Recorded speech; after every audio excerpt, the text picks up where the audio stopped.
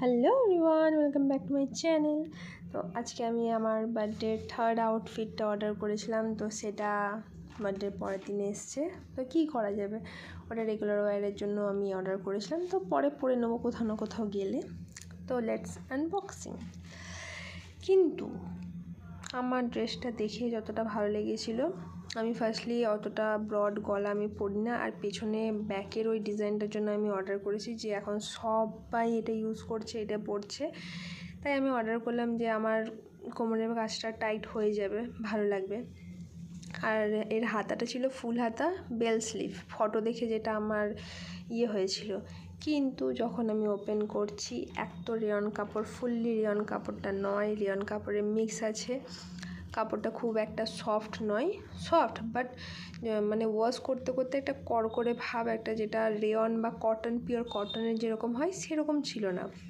প্রাইসের অ্যাকর্ডিংয়ে আমার মনে হচ্ছে খুবই মানে কম।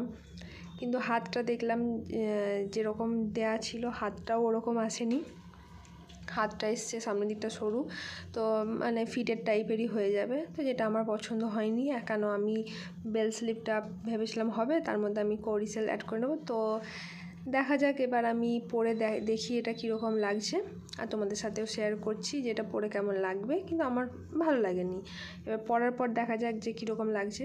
প্রিন্টটা তো আমার খুব ভালো লেগেছে, প্রিন্ট কালার সবই ভালো ছিল, কিন্তু আমি যে সাইজটা অর্ডার করেছি এতটাই লার্জ, কিছু বলার নেই।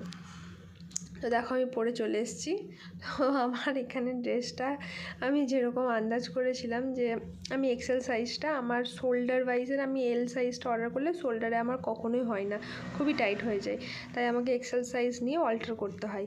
কিন্তু এই সাইজটা এক্সেলের থেকেও বড়, মানে আমার এত ঢলা হচ্ছে, মানে আমি কি পরেছি আমি নিজেই খুঁজে পাচ্ছি না।